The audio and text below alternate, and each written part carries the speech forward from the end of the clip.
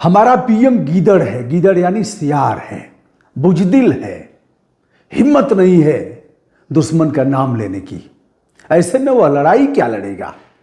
भारतीय दवाओं का प्रयोग अब बंद कर देना चाहिए। हमें आत्मनिर्भर नहीं होना चाहिए। आर्थिक स्थिति बहुत खराब है और अब पाकिस्तान की दुर्गत होना शुरू हो गई है। उसके तमाम ड्रोन को हमने जीपीएस सिस्टम उसका ख़त्म कर दिया, मार गिराया। और ऐसा कहना है कि हमारा पीएम गीदड़ है, बुजदिल है और वह मोदी का नाम भी नहीं लेता है कभी। सेनाओं का हौसला कैसे बढ़ेगा, ऐसा कहना है पाकिस्तान के एक सांसद का, और जो सदन में ललकार रहा था। पाकिस्तान के प्रधानमंत्री शहबाज शरीफ को गीदड़ बताते हुए बुरी तरह से उन्हें बेइज्जत किया। और यह है शाहिद अहमद खटक। एक चीज़ और है, सेना तो कब्जा करना ही चाहती है, कई बार हो चुका है। आप सभी ने देखा है कि किस तरह से मुशर्रफ ने पटक करके सीना पर चढ़ गए और ऐसे तमाम लोगों को जेल में डाल दिया गया। एक प्रधानमंत्री जेल में है अभी भी, जो बड़े क्रिकेटर रहे हैं। तो दोस्तों, इस तरह से पाकिस्तान में आपसी मतभेद है, फूट है। और इधर भारत का बच्चा बच्चा, क्या सत्ता क्या विपक्ष, सभी लोग एक मत हैं। चाहे जैसे सीधे सीधे पीएम को कह दिया जो चाहे वह करे, गृह मंत्री और रक्षा मंत्री जैसे चाहे वैसे निपटे, हम कोई टीका टिप्पणी नहीं करेंगे। हम लड़ाई लड़ लेंगे, ये आपसी लड़ाई हमारी है। लेकिन जहाँ तक दुश्मन से लड़ने की बात है, जो लगातार खून खराबे के साथ ही देश का बंटवारा हुआ और उसके बाद भी वह ना तो वियना समझौता को माना, ना तो शिमला समझौता को माना। हमने उसके तमाम एक तरह से 1 लाख के बराबर उसके सैनिकों को हमने बंदी बनाया था, उसे भी छोड़ दिया। लेकिन उसके बाद भी उसकी समझ पैदा नहीं हुई। इसलिए अब इस बार भारत ने भी सोचा है हम नेस्तनाबूद कर देंगे। हालांकि वो अभी कह रहा है कि हमने भारत के तमाम ड्रोन को नष्ट किया, मिसाइल को नष्ट किया और हमने घुस करके 26 मारा था कायरों ने, और हमने लगभग सैकड़ों की संख्या में मारा है। हालांकि उसने भी 17, 15, 16, 17, 18 जो भी संख्या हो, एलओसी पर वह लगातार पुंछ और राजौरी जो ज़िले हैं हमारे सरहद के, उस पर गोलीबारी उसकी शुरू से ही हो रही है, सातिराना हमला कर रहा है। लेकिन हमने भी माकूल जवाब दिया है। उसके जो ड्रोन थे, कुछ अमेरिका के भी ड्रोन थे, कुछ चाइना के मिसाइलें हैं, बड़ा नाज था उसको। लेकिन हमारी भारतीय फौज ने उन ड्रोन को, जैसे ही ड्रोन चला, अब ड्रोन भी सामान्य ड्रोन नहीं है, ड्रोन की भी अच्छी रफ्तार है और उस पर भी गोला बारूद और सब कुछ रख करके आएंगे। निश्चित एक ही आदमी कंट्रोल करेगा और सीधे वहाँ सिस्टम से कंट्रोल होगा, वो सीधे आएगा, वार करेगा और फिर वापस जाने की भी क्षमता है, अपने खेमे में वापस चला जाएगा। लेकिन हमारे जाबाज, बहादुर और तकनीकी रूप से लैस हमारे सैन्य अधिकारियों ने, हमारे जवानों ने उसके जीपीएस सिस्टम को ही फेल कर दिया। यानी ठीक है, जैसे यहाँ से हमने भेजा कि उस निश्चित मुकाम पर जाना है और फिर बम बरसा करके आक्रमण करके वापस आना है। जैसे ही रास्ते में हमने उसे डिस्कनेक्ट कर दिया, उसकी जो निश्चित स्थान पर उसे जो पहुँचना था, वह रास्ता ही भूल गया। अब क्या करेगा, भटक जाएगा, न इधर जाएगा न उधर जाएगा।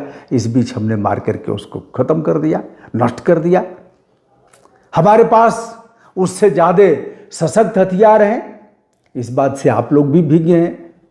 हमारे हथियार, अब उस ड्रोन पर उसको नाज था, लेकिन यह नहीं पता था कि हमने उसे नष्ट कर दिया, तो वह ड्रोन वापस ही नहीं पहुंच पाया। नुकसान हमारा भी हुआ है। लेकिन इस मामले में पाकिस्तान जिस तरह से कटोरा लेकर के भीख मांगना शुरू कर दिया है, भारत की दवाओं पर भी उसकी आत्मनिर्भरता है। आज पाकिस्तान के एक मिनिस्टर ने, स्वास्थ्य मंत्रालय ने यह कहा है, अपील किया है कि भारत की दवाओं पर निर्भरता कम करो। अरे कहाँ कहाँ कम करोगे। उधर अमेरिका के विदेश मंत्री ने पाकिस्तान के प्रधानमंत्री शहबाज शरीफ से कहा है, आतंकवादी गतिविधियां जो संचालित हैं उसे बंद करिए। और जो सैन्य बल के लोग, आप इस बात को भली भांति जानते होंगे, हमारी फौज, हमारी सेना किसी आतंकवादी को प्रश्रय नहीं देगी। लेकिन पाकिस्तान की सेना पूरा पूरा खर्च चलाती है, मसूद अजहर से लेकर के तमाम आतंकवादी संगठनों का खर्च चलाती है और उन्हें पालती तथा पोसती है। तो अमेरिका के विदेश मंत्रालय ने हिदायत दिया है कि खबरदार, उन्हें जिस तरह से प्रश्रय दिया जा रहा है, जिस तरह से उन्हें ट्रेनिंग दी जा रही है और उनका इस्तेमाल किया जा रहा है भारत से विभिन्न देशों में, वह समाप्त किया जाए। एस जयशंकर से भी बात हुई है और अकॉर्डिंग टू विदेश मंत्री एस जयशंकर, वह अमेरिका ने कहा है कि इस आतंकवाद विरोधी जो युद्ध चल रहा है भारत के साथ है। दोस्तों, एक और आर्मी है टेरिटोरियल आर्मी। यह स्वैच्छिक सहायक बल होता है, इसमें भी भर्ती होती है और इस भर्ती में अगर आप नाम सुनेंगे तो चौंक जाएंगे। इस भर्ती में MS धोनी हैं जो देश के बड़े क्रिकेटर हैं, महान क्रिकेटर हैं। कपिल देव, जिन्हें आप परिचय के मोहताज नहीं हैं, महान क्रिकेटर भारत के हैं जिन पर हमें नाज है। सचिन पायलट जैसे लोग भी इस सेना में शामिल हैं। इसमें लिखित परीक्षा होती है, इंटरव्यू होता है, मेडिकल परीक्षण भी होता है, ट्रेनिंग भी होती है। IIM में देहरादून में इनकी ट्रेनिंग होती है। पद इसमें लेफ्टिनेंट होता है, मेजर होता है, कर्नल होता है। तो दोस्तों, यह भी इनका चयन होता है NDA IIM में और CDS के थ्रू। तो उन्हें भी सेना ने बुलाया है कि आओ हमारा सहयोग करो। सेना की छुट्टियां खत्म हो गई हैं और जो जहां है वहीं से निकल लिया है मादरे वतन की रक्षा के लिए। कहीं आरती उतारी जा रही है, कहीं हमने बहुत क्षमा किया। अपना ही छोटा भाई है, बिगड़ गया, कुछ खा पी करके और कुछ बुरी सोहबत में आकर के बिगड़ गया। बार बार हमने माफ़ किया।